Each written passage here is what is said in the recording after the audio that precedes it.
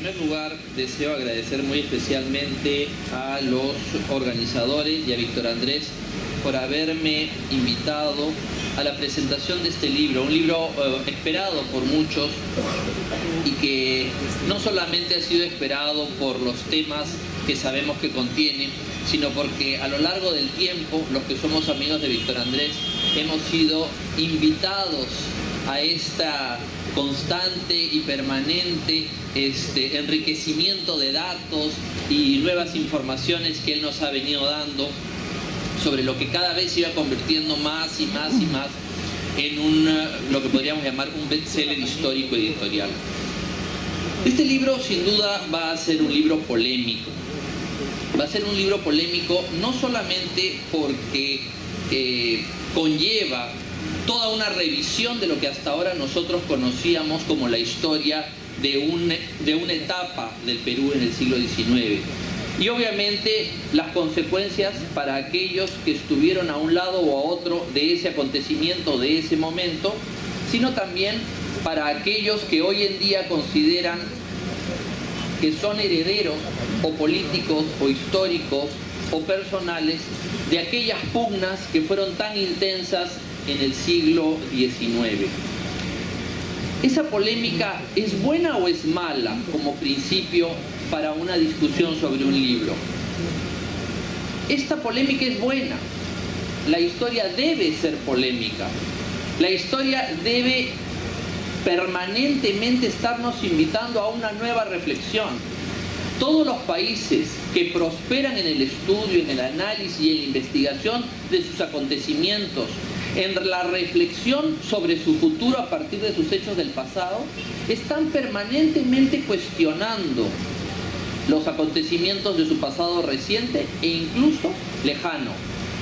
Los historiadores y los que somos aficionados a la historia tenemos ese compromiso y esa responsabilidad. Hoy en día en Inglaterra, por ejemplo, está en cuestión si Shakespeare existió o no existió. Algo que podría ser considerado una traición a las letras y a la literatura británica. Hoy día en Inglaterra se preguntan si escribió Shakespeare o no escribió Shakespeare sus obras. Y a unos les gusta y a otros no les gusta. Pero eso no lleva ni conlleva a nada más que el enriquecimiento de una comunidad. Porque de esa dialéctica va a salir la verdad. Va a salir la verdad histórica, que es la que le interesa a los historiadores, los aficionados, los maestros, los alumnos, y todo un pueblo saca una lección histórica. Plantear y poner un libro polémico en un país donde la historia está hecha de repeticiones y reiteraciones francamente aburridas, francamente complacientes, francamente pactistas, y utilizando la frase de González Prada, ¿no? Hechas para no mortificar a nadie, para hablar a media voz. Un libro así es un libro que nos invita a la reflexión y que me permite decir que yo felicito a Víctor Andrés, que haya tomado con tanta pasión, con tanto interés, con tanto, podríamos decir, rigor y disciplina, el esfuerzo de esta investigación. El libro es un libro extraordinariamente bien escrito y con una documentación sobresaliente.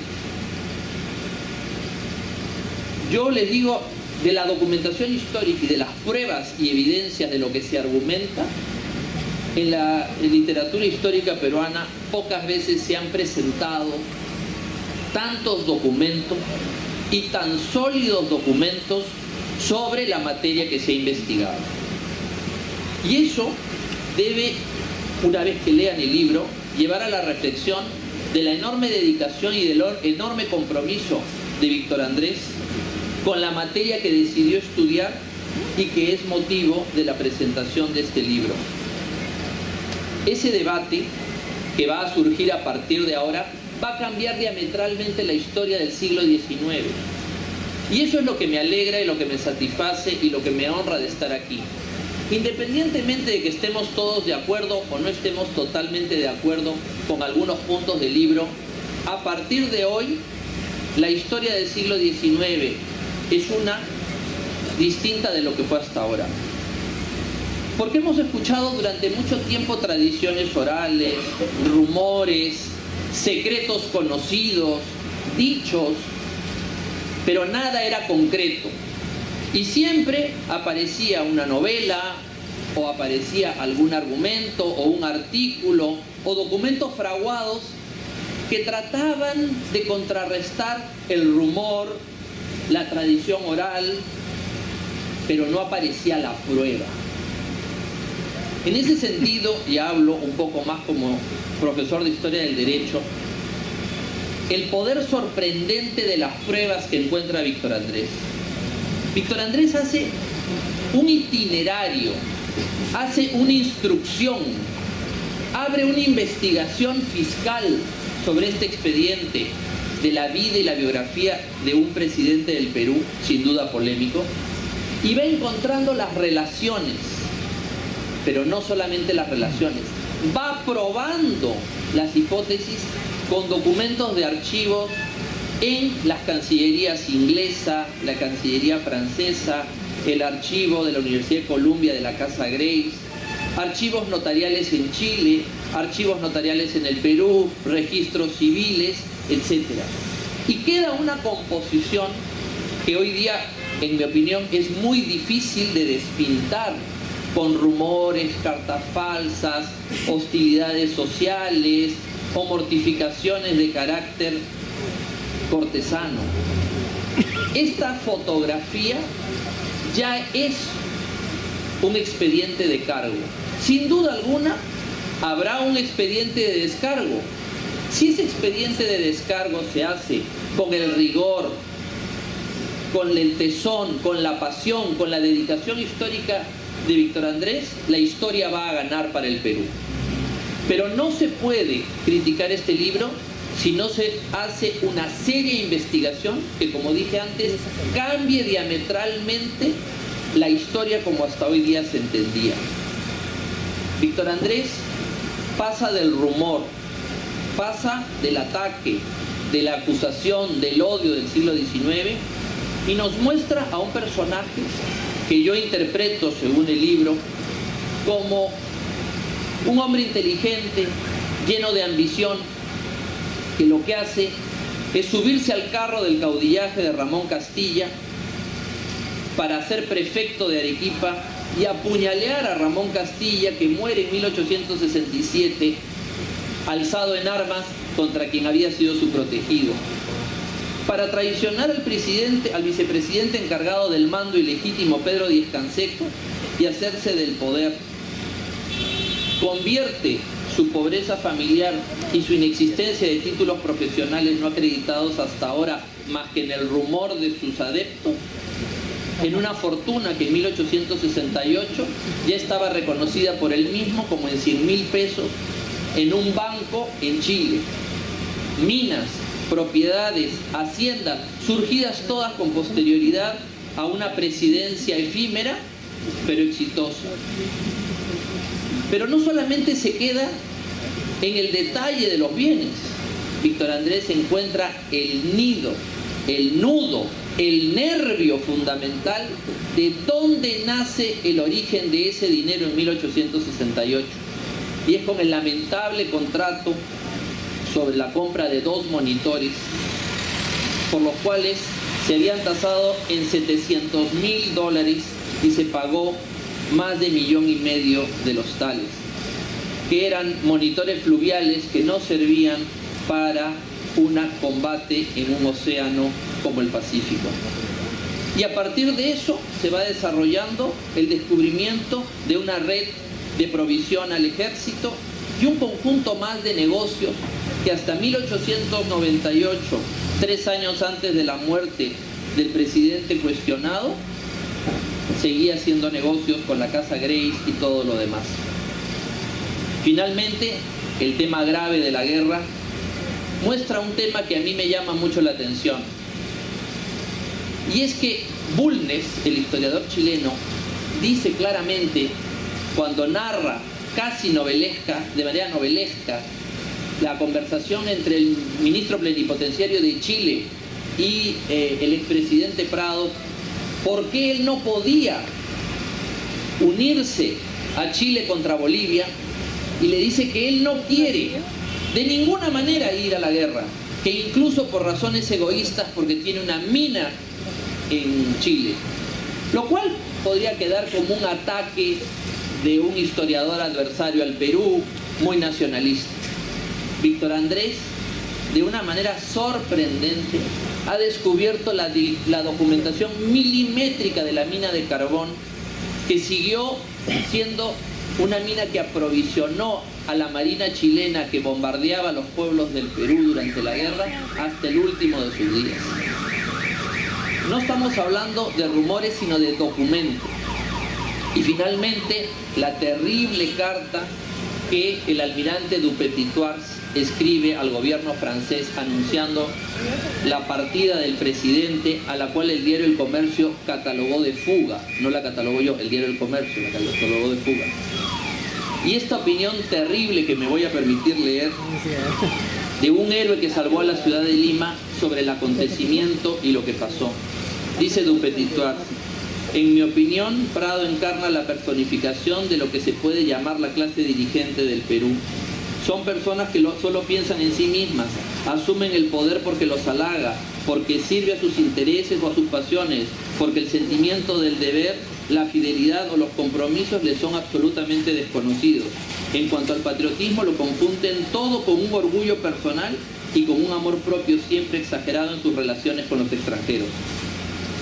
Por debajo de esta clase se encuentran los indios y los mestizos, que si fueran bien administrados, dirigidos, constituirían un pueblo trabajador que explotaría de manera conveniente sus riquezas naturales. La resignación de estas gentes es conmovedora. En estas horas se les arranca de sus trabajos y de sus familias y van con resignación sin la menor queja.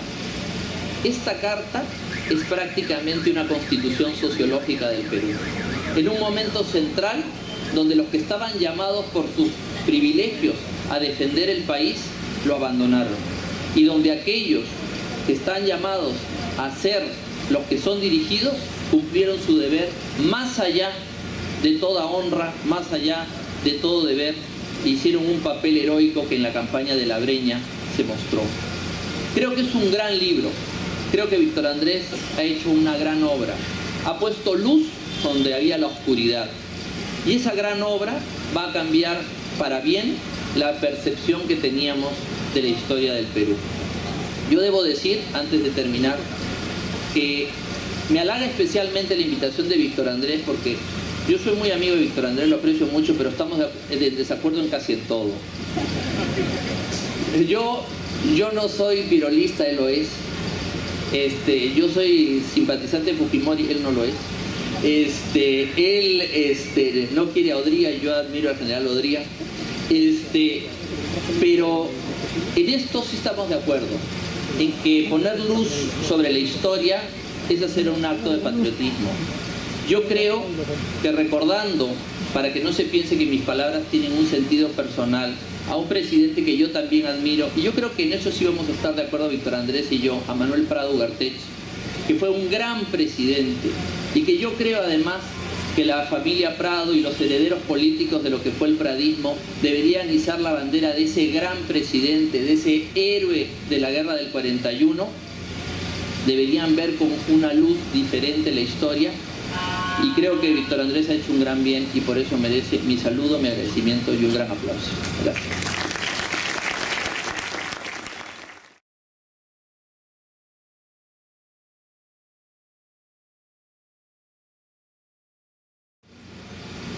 Muchísimas gracias. También igual quiero agradecer ser parte de esta mesa, ¿no? Que desde diferentes perspectivas estamos, digamos, analizando la historia, y algo que yo realmente agradezco de este libro, o que realmente me emociona, es la participación, o sea, de un político que le interese la historia, ¿no? Que es algo que realmente poco ocurre en el Perú. Probablemente antes la historia y la política iban más de la mano.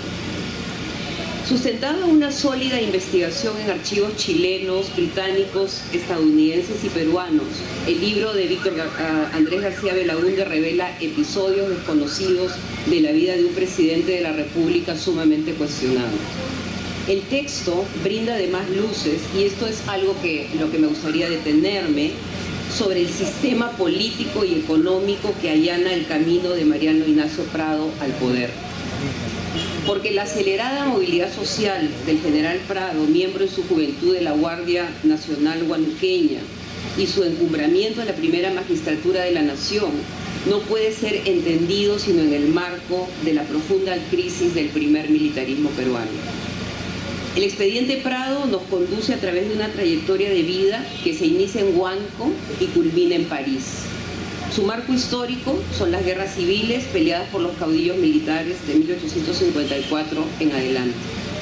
Prado es un nuevo actor social que emerge en el contexto de la militarización masiva que ocurre en el Perú.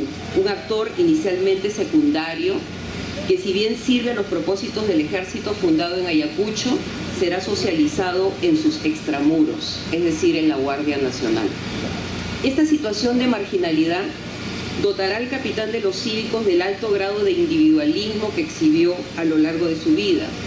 Porque si bien es cierto que el coronel Balta nos remite a la figura de un militar domesticado por la prosperidad falaz y la utopía del progreso, es Prado, tendiendo las redes económicas a nivel internacional que García Belaúnde ha ubicado, quien confirma la profunda mutación que ocurre en un ejército en franco proceso de descomposición.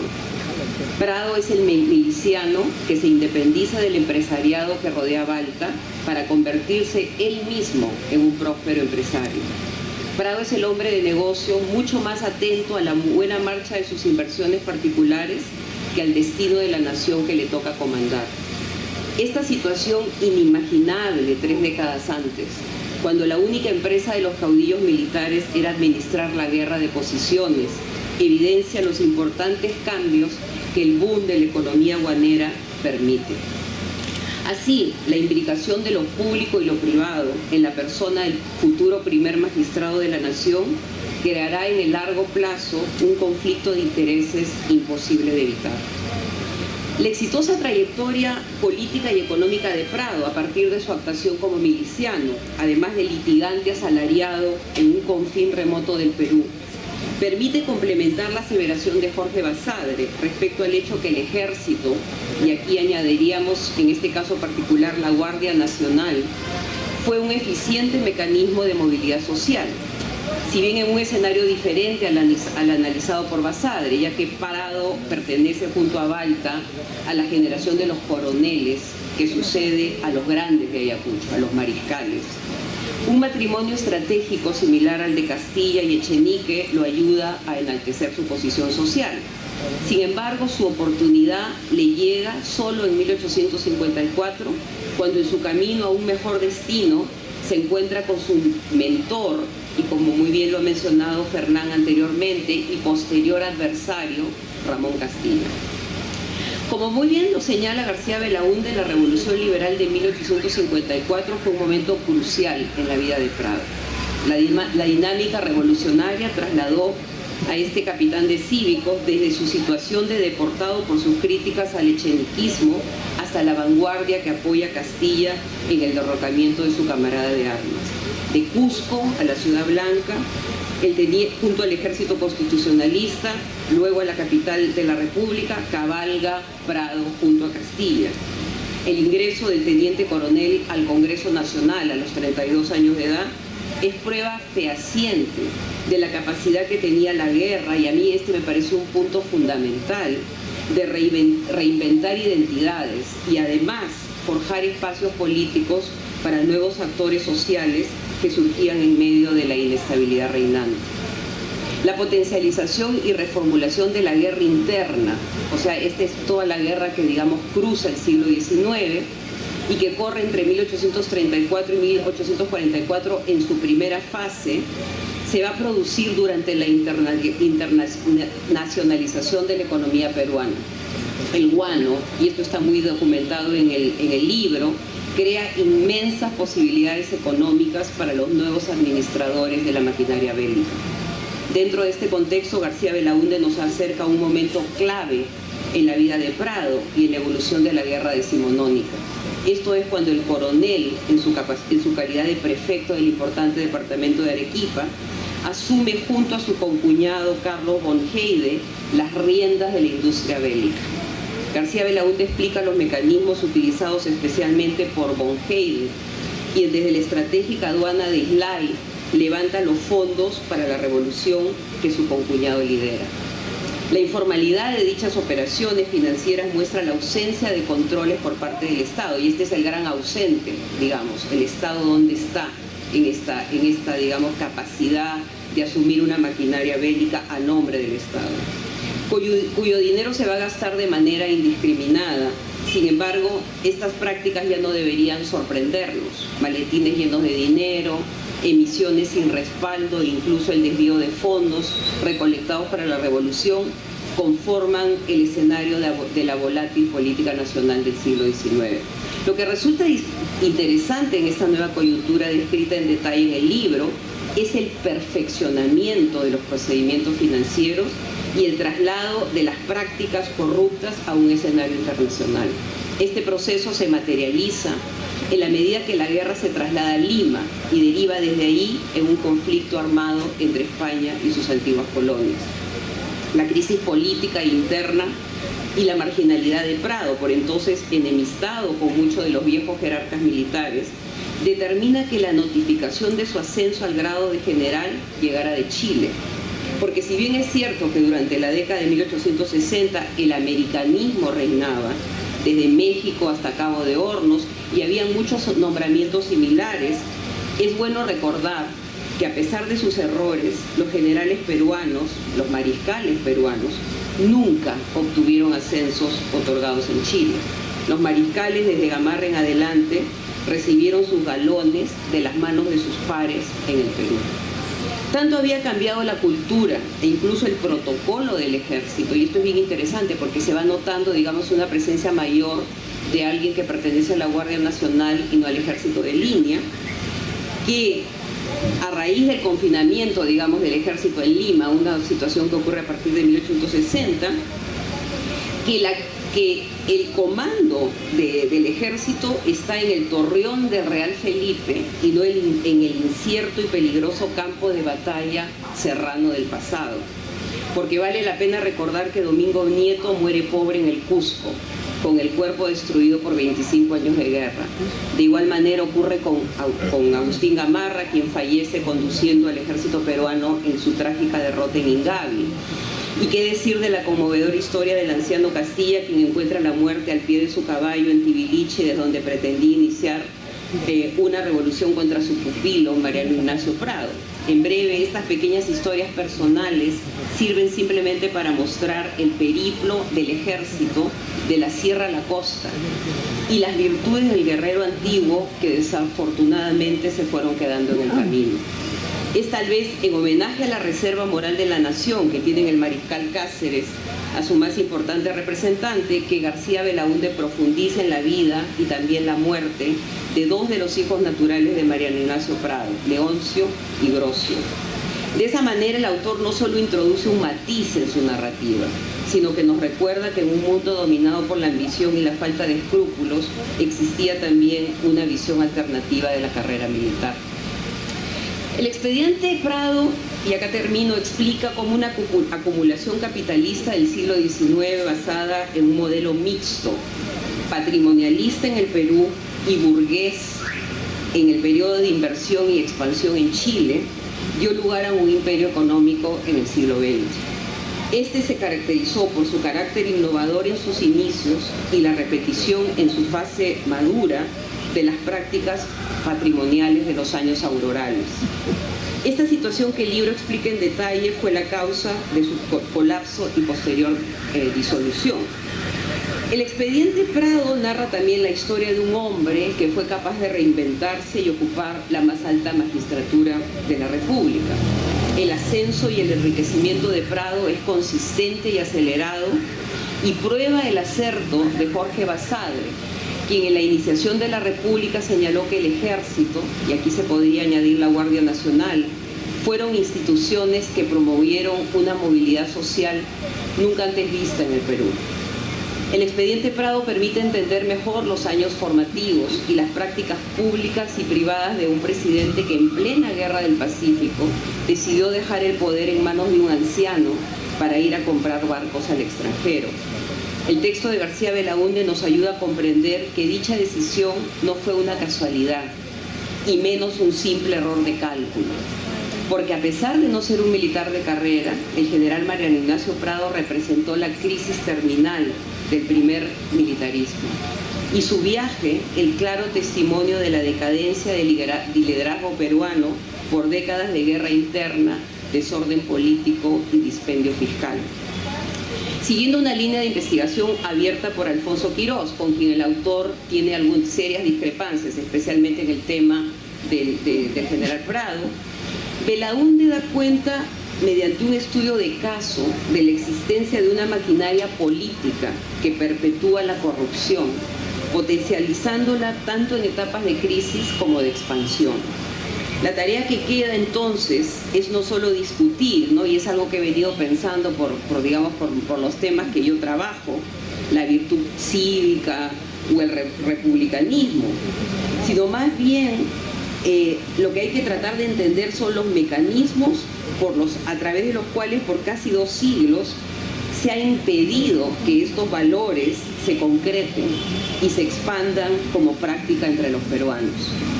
El valor de este libro es hacernos mirar en esa dirección.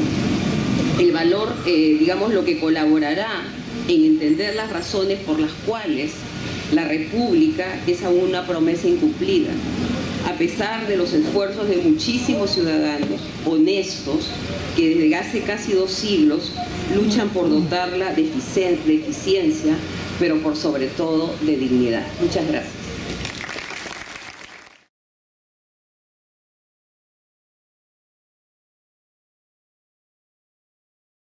Gracias. Primero, quiero pedirle las mismas disculpas que le pedí a Víctor Andrés por no haber llegado oportunamente, y me disculpo con ustedes. Y quisiera comenzar saludando el esfuerzo de Víctor Andrés. Creo que refresca el ambiente, porque una primera constatación de la que partiría es que va contra una triste tendencia en la política peruana a la decadencia de nuestros representantes. Pensaba en los parlamentos peruanos que hemos tenido y no podía evitar recordar que el año 1956, cuando Odría convocó a elecciones para restaurar la democracia, el APRA, que no podía participar legalmente, promovió una lista con amigos del partido. ¿Y quiénes encabezaron esa lista? José Gálvez, el poeta, y Raúl Porras Barrenechea, uno de nuestros grandes historiadores. El Parlamento ha tenido gente de mucho prestigio, y si comparamos estos intelectuales con el elenco actual es para llorar, ¿no? Simplemente tengo que recordar que cuando Mario Vargas Llosa obtuvo el Premio Nobel de Literatura, tuvimos 2 parlamentarios que opinaron. El primero, que Mario Vargas Llosa había escrito Los perros hambrientos, y una parlamentaria que dijo que había escrito Ñacatita.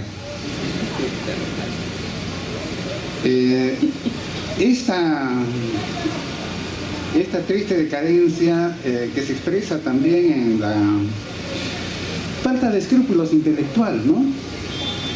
Me remito a un par de noticias salidas el día de ayer.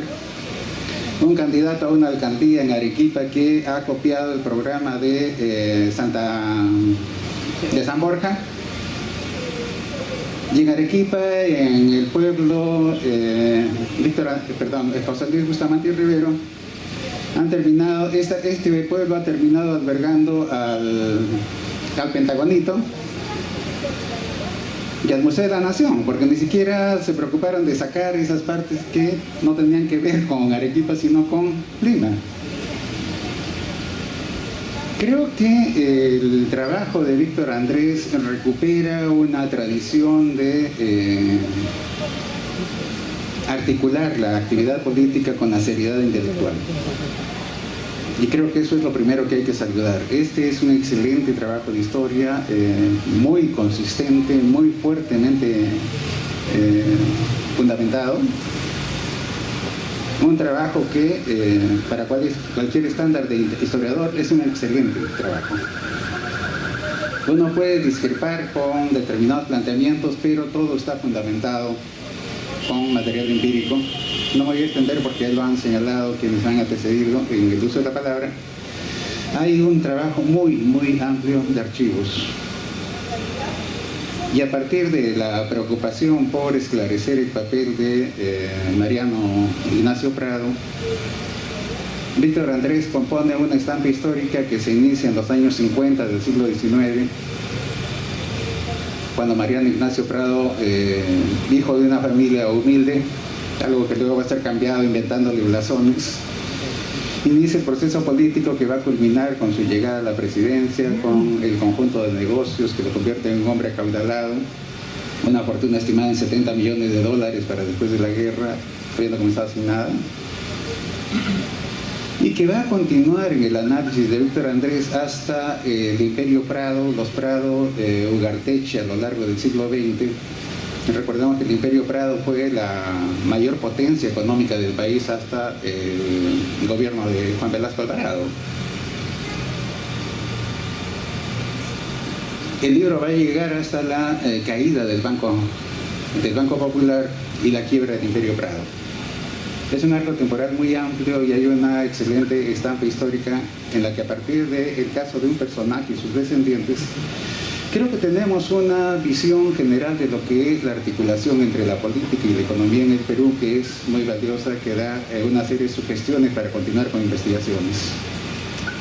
Ahora, quisiera detenerme en algunos elementos, ¿no? El papel del ejército y la Guardia Nacional y cómo es que un caudillo militar puede llegar a tener tanto éxito económico, convertirse en un empresario, internacionalizarse, hacer una sorprendente fortuna y fundar un imperio familiar que va a tener, seguramente va a ser el imperio familiar más importante del siglo XX peruano. Hay un historiador, un italiano que se avecinó en el Perú y se hizo peruano, él se llamaba Tommaso Caivano, y el Perú le debe una gran gratitud porque redactó la primera historia de la guerra con Chile, un libro titulado Historia de la guerra de Chile contra Bolivia y Perú, que tuvo el inmenso mérito de ser publicado en 1884. ¿Por qué cito esta fecha? Porque la ocupación de Lima por el ejército chileno se prolongó hasta agosto de 1884. Este es un libro hecho contemporáneamente a la guerra y es un notable libro. Bueno, quería recuperar de Tommaso Caivano la descripción que él hace de lo que es el ejército en la época de la guerra con Chile. Y él da una descripción que me parece muy exacta. Dice, el ejército en el Perú está formado habitualmente por el ejército en activo, que es el que sigue al caudillo que ha dado el golpe y está en el poder, y un ejército en disponibilidad, que son los que fueron derrocados y que están conspirando para volver a tomar el poder. Y creo que es exacto. Hasta 1902, en que se funda la Escuela Militar de Chorrillos, no existe una carrera profesional. El caso de Mariano Ignacio Prado, que salta de ser un civil a convertirse en general de brigada, general de división primero en Chile y luego general de brigada en el Perú, no es extraordinario. Para no ir más lejos de la guerra con Chile, el propietario de la hacienda Udima, la hacienda más importante, Cajamarca, Miguel de Iglesias, termina de ministro de guerra y conduciendo el ejército peruano durante la defensa de Lima, sin ninguna formación militar. Por eso digo, esto no es sorprendente. Lo de Prado es un caso más dentro de todo un conjunto de casos, ¿no? Pero el libro de Víctor Andrés me ha hecho plantearme una reflexión algo amplia que quisiera compartir con ustedes. Habitualmente cuando trabajamos un tema como la guerra, nos detenemos en el conflicto, cómo se mueven las fuerzas sociales en los países comprometidos, en este caso Perú, Chile y Bolivia, pero perdemos de vista de que esta no es una dinámica uniforme. ¿Qué quiero decir con esto? Mientras las sociedades se están matando en los campos de batalla, y esto es literal, esto no es una figura literaria, se están matando en los campos de batalla, los negocios prosiguen. Y las relaciones empresariales entre las clases dominantes siguen independientemente de lo que está pasando en los campos de guerra. En 1948 Marx hizo un apunte terrible y que creo que es plenamente pertinente. Dijo: el capital no tiene historia, ¿no? El capital no tiene patria. Y reflexiono sobre esto porque tampoco, y vuelvo a subrayar esto, el caso de Mariano Ignacio Prado, con enormes negocios en Chile, con tremendos compromisos económicos con Chile antes, durante y después de la guerra, tampoco es excepcional. Cito tres ejemplos tomados del libro de Víctor Andrés para señalar el grado de imbricación entre Prado y la élite gobernante chilena. Primero, Domingo de Santa María es amigo y agente de Prado en Chile durante mucho tiempo. Va a ser el presidente chileno a partir de junio de 1881, cuando está ocupada Lima, y es el que va a conducir a Chile en medio de la ocupación y el despojo finalmente territorial de Arica y Tarapacá. Vicente Santa Cruz, otro agente comercial de Prado, socio muy importante, es el juez defensor de Chile en los tribunales arbitrales, donde se va a decidir el destino de las provincias cautivas y las cargas de guerra que se van a imponer al Perú. Y quería citar un texto, ya el contexto lo ha dado Fernán. Quería citar un texto de un artículo de Jorge Basadre, rescatado por Víctor Andrés y que desapareció de la circulación. En este Jorge Basadre habla de la relación entre Joaquín Godoy, ministro plenipotenciario chileno, y Mariano Ignacio Prado. Y es en el momento en que se está decidiendo el inicio de la guerra. Se está decidiendo si el Perú entra o no entra en la guerra. Cito: ¿cómo es posible que vayamos a la guerra? Esto dice Prado, ¿no? Extendiéndose en consideraciones, le recordó a Godoy que estaba ligado por aspectos profundos a la sociedad chilena, que lo había acogido cariñosamente en la época de su destierro. Le agregó que su fortuna estaba radicada en un establecimiento carbonífero en Chile para manifestarle que deseaba la paz, no solo por gratitud, sino hasta por egoísmo. Quiero rectificar, este texto es de Bulnes, de Gonzalo Bulnes, chileno. Y ahora sí leo el texto de Jorge Basadre, que como verán es convergente. Basadre dice: el ministro Godoy aprovechaba de las íntimas relaciones que tenía con el general Prado desde la residencia de este en Chile durante su proscripción, y de tal manera lo tenía cercado que hacía uso del derecho de entrar hasta en su dormitorio para conferenciar sobre asuntos palpitantes de la guerra. Un grado de intimidad con el representante de Chile en el mismo momento en que Perú estaba por entrar a la guerra más ruinosa de la historia. Ahora, decía que esto no es excepcional y quería comparar con otro caso, que es el caso de Bolivia.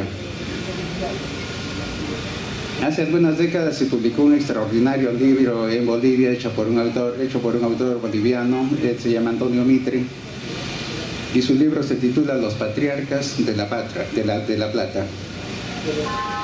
¿Qué es lo que muestra Mitre en su libro?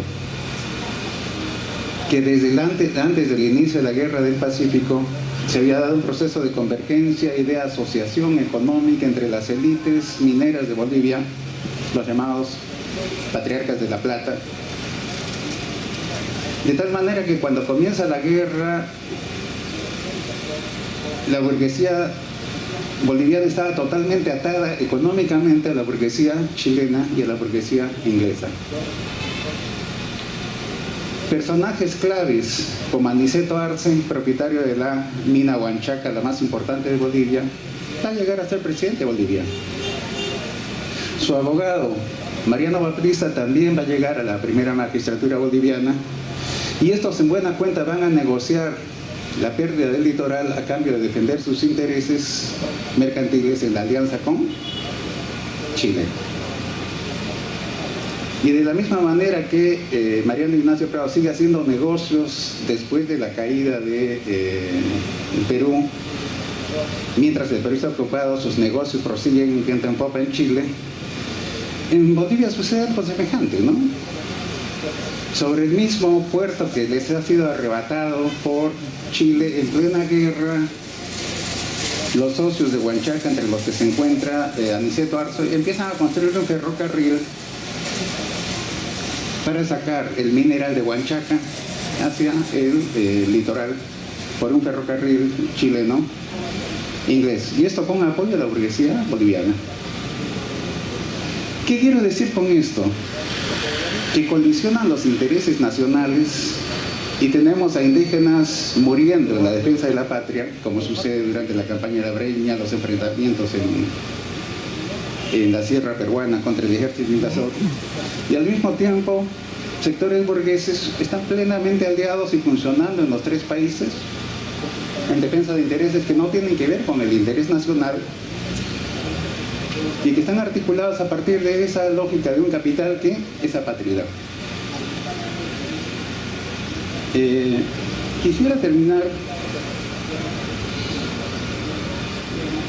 señalando que creo que es un importante trabajo el que hace Víctor Andrés, por otra parte, para desmitificar una serie de tópicos históricos que se han venido acumulando. El poder económico da también poder político y da poder cultural. Después de todo este proceso, después del tremendo desprestigio de Mariano Ignacio Prado por esta fuga, porque se trata de una fuga, hay que decirlo así, abandonar el país en plena guerra, porque condicionan sus intereses particulares como empresario con los intereses generales de la nación,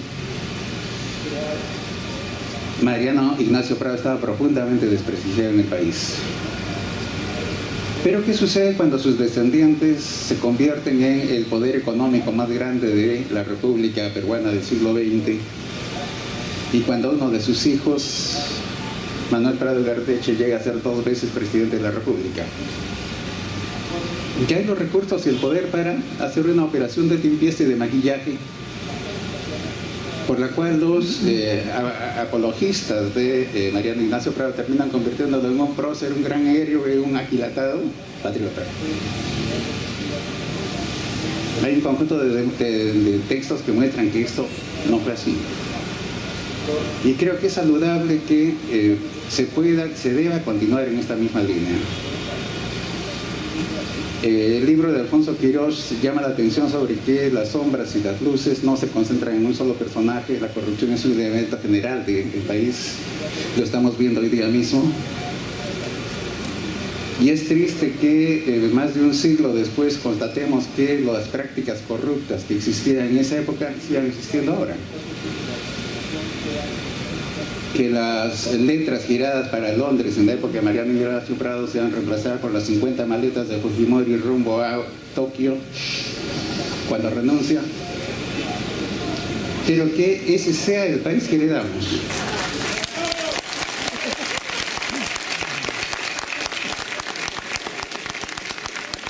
Creo que parte fundamental de la crisis del Perú es una crisis ética.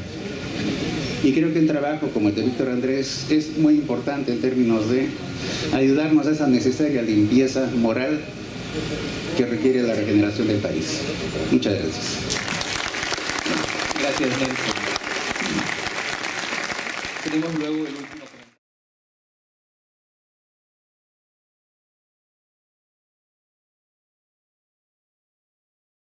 Muchas gracias, Víctor Andrés, por la convocatoria y desde ya felicitaciones por el libro. Contaba el historiador Jorge Basadre en sus conversaciones con Pablo Macera que Nicolás de Piérola, ya anciano, recibía en su casa de la calle El Milagro a jóvenes para hablar sobre el país y su trayectoria política. Le había llegado la versión que el viejo caudillo decía que cuando le preguntaban por qué no se defendía de los ataques que recibía por su actuación durante la guerra con Chile, prefería guardar silencio, que como peruano no quería verse en la obligación de exponer temas muy vergonzosos o desagradables. Creo como historiador que ya es tiempo de hacer una reparadora autocrítica de lo que lo que le sucedió al Perú en la coyuntura de 1870, que culminó con la debacle de la pomposamente llamada Guerra del Pacífico, cuando en realidad fue una guerra por el salitre. La historia oficial, aquella historia patria, quiso maquillar los hechos victimizando al Perú, presa de un histórico expansionismo chileno y cuya dignidad solo pudo salvarse con la inmolación de sus héroes, motivo de orgullo nacional. Toda esta trama se tejió intencionalmente, tratando de ocultar o pasar por alto, en la medida de lo posible, a los responsables de esta debacle, a pesar de las denuncias de Manuel González Prada o de las mismas memorias de Cáceres, en las que se reseña cómo algunos peruanos colaboraban en el repase de los campesinos heridos que peleaban junto al caudillo de la campaña de la Breña. La vergüenza nacional por la derrota y la posterior frustración o impotencia frente al tema del plebiscito de Tacna y Arica hicieron que el recuerdo de los héroes sea mayúsculo y que los mismos historiadores en sus relatos de la guerra se cuidaran en la medida de lo posible de que no saltara la pus en sus textos. Esta versión se instaló no solo en el ámbito académico, sino también en el discurso del espacio público y obviamente en los textos escolares, y así hemos vivido casi hasta hoy. Todo ejercicio de autocrítica debe empezar por dejar de cargar la responsabilidad al otro. Empezar, por ejemplo, en reconocer públicamente y no en cerrados círculos académicos los terribles errores geopolíticos que cometió la clase política de 1870, como fueron la nacionalización del salitre o la firma del innecesario tratado secreto con Bolivia, llevadas a cabo por el gobierno de Manuel Pardo. Se trató de medidas de exclusiva responsabilidad nuestra, pues nadie nos empujó a tamaño despropósito y sus consecuencias fueron nefastas. Le dimos a Chile los pretextos perfectos para que estallara la crisis en 1879. Y no solo respecto al tratado, sino que los sureños entendieron que Hilarión Daza, luego de decretar el impuesto de los 10 centavos, declarara también la nacionalización de su salitre empujado por el Perú. En su momento, como reconoce el mismo Basadre, los salitreros peruanos advirtieron sin éxito a Pardo sobre la inconveniencia de su política frente al nitrato. Otro tema que no se aborda con objetividad es el de la defensa. Es cierto que Pardo anuló los contratos para la construcción de un par de blindados que había ordenado Balta en astilleros ingleses debido a una adquisición similar que había efectuado Chile. También es cierto que Pardo redujo considerablemente los gastos de defensa debido a la crisis fiscal. Pero lo que no se dice es que el expansionista Chile hizo lo mismo, debido a la recesión económica que afectó a toda la región, en parte por la crisis de la Bolsa de Londres en 1873. Allá también se redujo el gasto en defensa, se disminuyó el número de movilizables y el gobierno dio órdenes a sus representantes en Europa de poner a la venta al menos uno de los blindados que había mandado construir. Todo eso está documentado. Recordemos que la versión peruana insiste en que uno de los factores de la derrota en la campaña naval fue la diferencia que marcaron los blindados Cochrane y Blanco Encalada frente a las naves peruanas, incluidos, por supuesto, los casi inservibles monitores Manco Cápac y Atahualpa, chatarras adquiridas irregularmente por el personaje que nos convoca esta noche, como bien lo reseña el autor del libro. Entre otros temas, los peruanos parecemos no querer enterarnos, por ejemplo, que debido a que no había gobierno durante los 2 días que transcurrieron entre la derrota en Miraflores y el ingreso de las tropas chilenas a Lima, no solamente hubo desmanes con asaltos a negocios e incendios a locales chinos, acusados injustamente de la derrota, sino también un primer saqueo de edificios públicos, incluida nuestra sufrida Biblioteca Nacional. Tampoco queremos reconocer que, según diversos documentos, durante la ocupación de Lima se desató un mercado negro de tráfico de objetos de arte, en el que precisamente no participaban generales o soldados chilenos. Dicho de manera más clara, no todo el patrimonio cultural, incluido el bibliográfico, que desapareció durante la guerra se fue a Chile, y gente como Ricardo Palma lo sabía. El libro que nos convoca esta noche va en esta dirección de la autocrítica y debemos felicitar al autor por la copiosa reunión documental que apoya el texto. creo que es uno de los aspectos más relevantes del libro. Podemos estar de acuerdo o no con alguna de sus conclusiones o interpretaciones, pero no podemos regatear el hecho de que éstas se basan en una sólida recolección empírica, no solamente en archivos peruanos y chilenos, sino también en británicos y norteamericanos, como se ha apuntado. Eso ya es un logro. Víctor Andrés se ha convertido en un congresista del siglo XIX, pues ha utilizado todas sus habilidades fiscalizadoras como parlamentario de nuestros tiempos a rastrear la fortuna privada de un personaje que, siendo presidente, abandonó el país en su hora más crítica. Esta inaceptable deserción es otro de los temas del libro. Un punto que quisiera destacar y que lo he tratado en tiempos de la Guerra de la Independencia es el comportamiento de los actores sociales, ya sea de manera individual o colectiva durante un conflicto. En el caso de la guerra con Chile, se trata de un tiempo relativamente largo, pues el conflicto duró más de lo esperado, en parte porque el Perú no quiso firmar la derrota luego de la campaña del sur. Fueron 5 años agobiantes, si tenemos en cuenta que el ejército chileno recién abandonó el Perú en 1884 para sostener el gobierno de Iglesias y garantizar el cumplimiento del Tratado de Ancón. Cuando estalla un conflicto, el comportamiento de los actores sociales es muy complejo y las motivaciones de sus acciones no solo obedecen a principios políticos e ideológicos, en este caso nacionales o patriotas, sino también procuran, en lo posible, salvar su patrimonio, ver la seguridad de su familia. No todos están dispuestos a inmolarse, como lo demuestran tantos conflictos en la historia contemporánea, incluso en esta época romántica y nacionalista del siglo XIX. Al momento de defender sus intereses, aunque sea muy poco el patrimonio, el nacionalismo pasa a un segundo plano.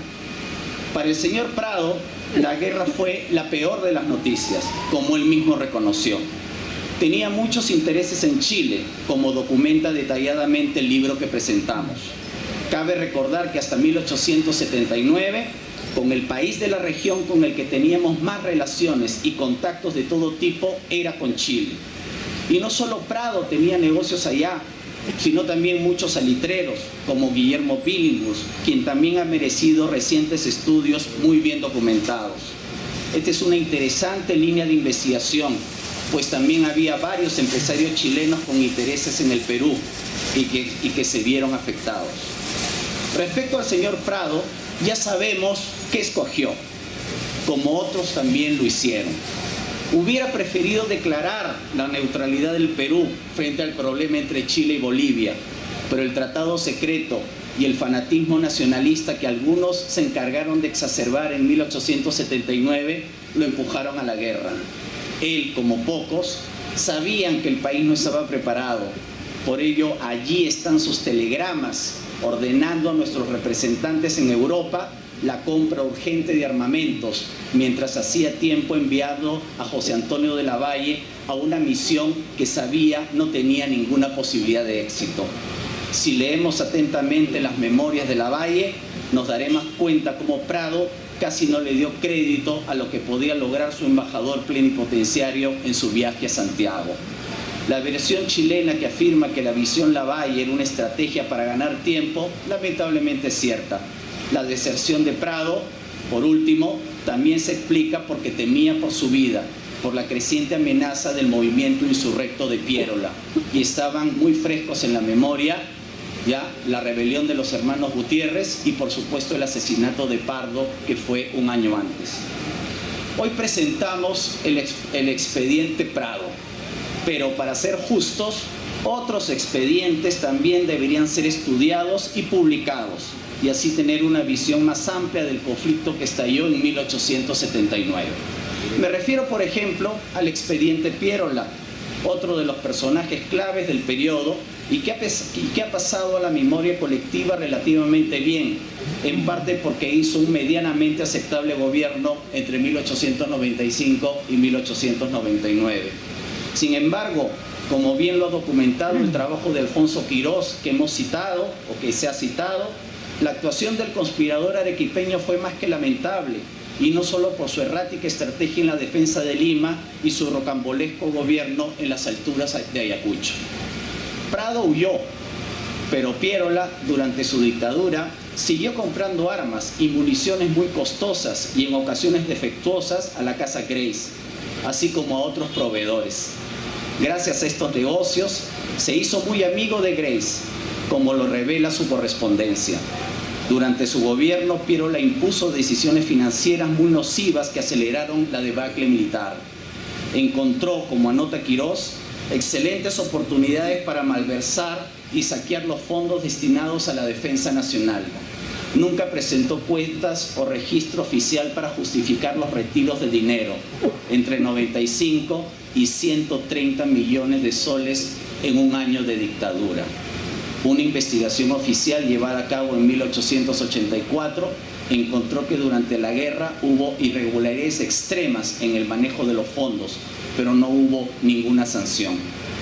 Piérola también huyó, pero su itinerario fue distinto. Primero lo hizo al interior, sometiendo a diversas aldeas y pueblos a expoliaciones para recuperar su caudal político. No le sirvió, por lo que tuvo que dejar el país en marzo de 1882. Se fue a París gracias a los fondos y hospitalidad de su amigo Dreyfus, que le apoyaría en otra campaña para volver al poder cuando las condiciones así lo permitieran. Su amigo Grace también lo apoyó con préstamos en reconocimiento por sus pasados servicios y con la expectativa de su regreso a la presidencia. Esperando entonces la aparición de otros expedientes, saludamos el libro de Víctor Andrés, que merece una lectura detenida, sin tempranas conclusiones producto de una revisión apresurada. Hemos de tomarnos tiempo para digerir cuidadosamente su trabajo y analizarlo con seriedad, con sentido académico, sin apasionamientos nacionalistas que nublan el entendimiento. Muchas gracias.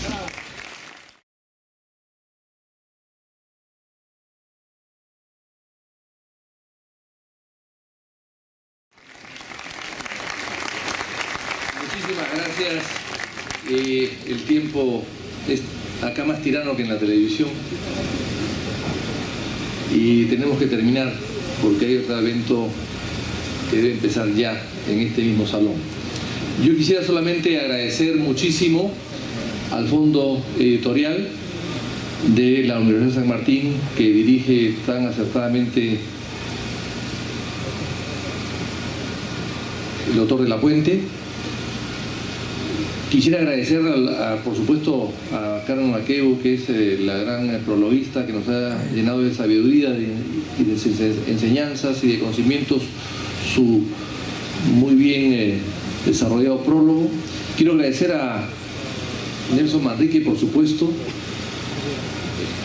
gran historiador, con el cual evidentemente ustedes se habrán dado cuenta que no todos acá hemos coincidido, y eso es parte de la riqueza también y del debate que va a generar el propio libro, pero que Nelson tiene una profunda formación y un gran conocimiento sobre el tema de la Guerra del Pacífico.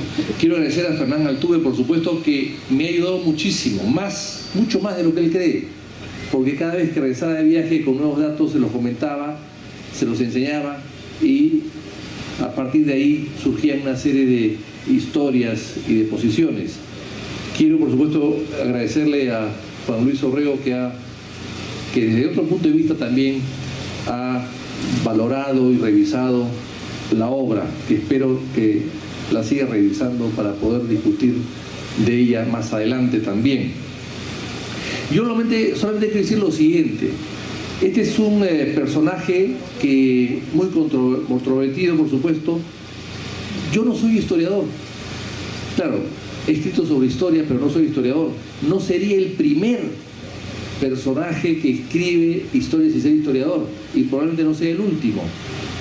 Hay muchas personas que sin ser historiadores han escrito sobre historia, y este es un caso parecido. Yo tengo una afición para la historia, recogida y aprendida desde mi hogar. Mi padre le encantaba leer historia, lo descansaba, lo relajaba después de ver tantos expedientes judiciales, después de escribir obras de derecho. Decía que el derecho era muy árido y la historia lo enriquecía, lo distraía, y por lo tanto ese ese interés por la historia surgió en mí desde aquella época, y por lo tanto he procurado siempre ser acucioso y ser investigador, y en este caso aplicar un poco las metodologías de fiscalización en el Congreso para poder dedicarme a este tema, que surge un poco de manera casual. En primer lugar, el interés mismo de la historia, de qué pasó en la guerra, qué pasó con un personaje que en plena guerra se va siendo presidente del Perú y siendo general del ejército. ¿Cómo se va? ¿Por qué se va? ¿Por miedo? ¿Por un acto de rapiña? ¿Por mala salud? En fin, ¿por qué se va? Y ese es un tema que hasta ahora no ha sido por lo menos aclarado definitivamente. Y cuando yo de joven, muy joven, visité a Basadre de la mano de mi padre y luego de mi hermano Domingo, y le pregunté antes de que fallezca: maestro, ha salido el libro de El viaje de Prado, de Sonde, ¿qué opina usted? Solamente dijo: es una novela. Nada más, es una novela. Y luego, cuando he escrito este libro, porque claro, novelas han escrito muchas sobre el viaje de Prado, sin ningún sustento, todas equivocadas, todas parcializadas. Hay una especie de apologismo del pradismo durante toda la época del Imperio de Prado, y ahora también hay algunos que quedan. Y entonces, cuando yo voy con este texto más o menos donde Pablo Macera hace unos meses atrás le enseño el texto y me dice: pero esto es una bomba, lo vas a publicar. Pero ¿por qué no lo voy a publicar? Yo tengo 4 años trabajando en el tema, tengo que publicarlo. Me dijo: pero es muy duro. Y entonces yo le dije: pero ¿qué pasó?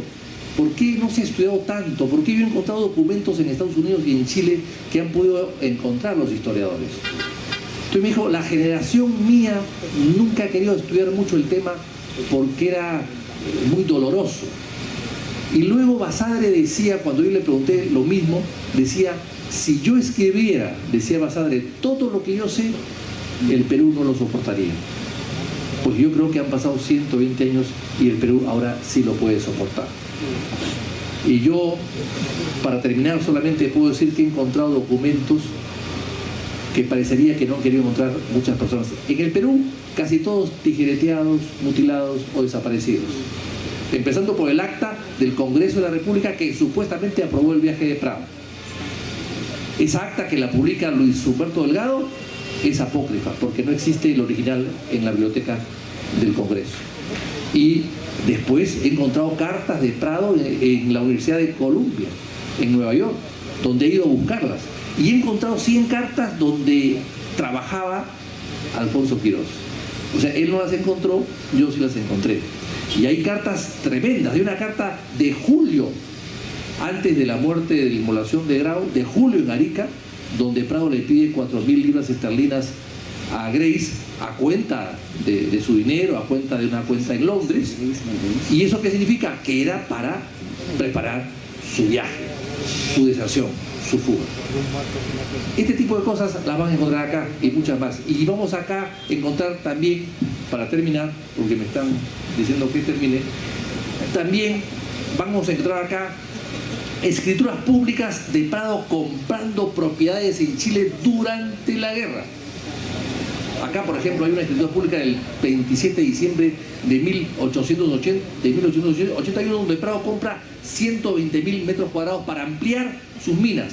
Era dueño de ferrocarriles, de un barco, era dueño de la isla Juan Fernández, también conocida como Robinson Crusoe, era dueño, en fin, de 3 minas, de un banco, el Banco Montenegro, que lo había fundado con el nombre Montenegro, que era su socio, pero él tenía el 95% de la propiedad del banco, le puso el nombre a su socio, 5% tenía Montenegro, pero era el que figuraba como dueño, pero era dueño Prado. Todos son escrituras públicas que están acá. O sea, he hecho una labor de notariado también.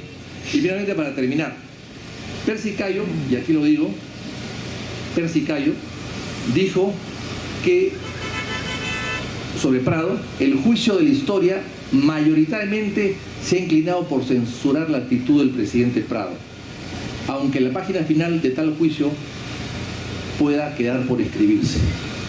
Yo he querido escribir una página y me han salido 650 páginas. Gracias. Muchas gracias.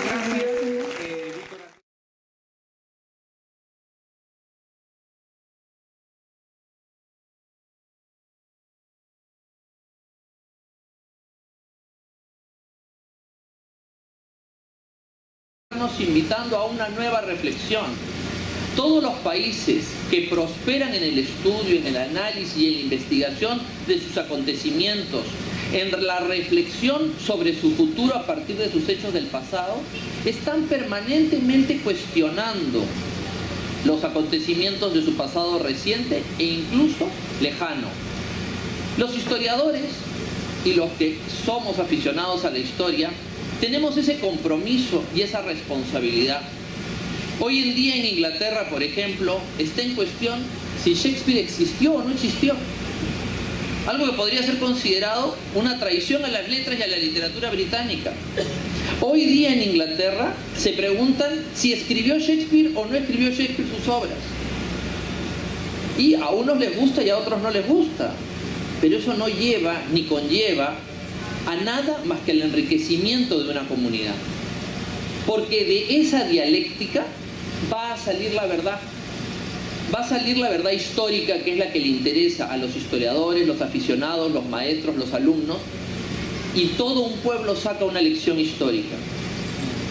Plantear y poner un libro polémico en un país donde la historia está hecha de repeticiones y reiteraciones francamente aburridas, francamente complacientes, francamente pactistas, y utilizando la frase de González Prada, ¿no?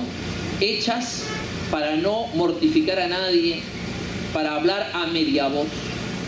Un libro así es un libro que nos invita a la reflexión y que me permite decir que yo felicito a Víctor Andrés, que haya tomado con tanta pasión, con tanto interés, con tanto, podríamos decir, rigor y disciplina, el esfuerzo de esta investigación.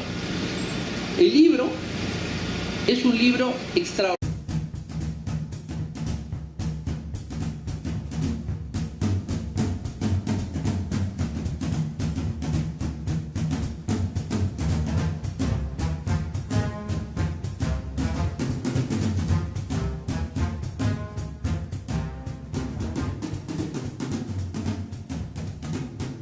En primer lugar, deseo agradecer muy especialmente a los organizadores y a Víctor Andrés por haberme invitado a la presentación de este libro, un libro esperado por muchos y que no solamente ha sido esperado por los temas que sabemos que contiene, sino porque a lo largo del tiempo, los que somos amigos de Víctor Andrés, hemos sido invitados a esta constante y permanente enriquecimiento de datos y nuevas informaciones que él nos ha venido dando sobre lo que cada vez se iba convirtiendo más y más y más en lo que podríamos llamar un bestseller histórico editorial. Este libro sin duda va a ser un libro polémico. Va a ser un libro polémico no solamente porque conlleva toda una revisión de lo que hasta ahora nosotros conocíamos como la historia de una etapa del Perú en el siglo XIX.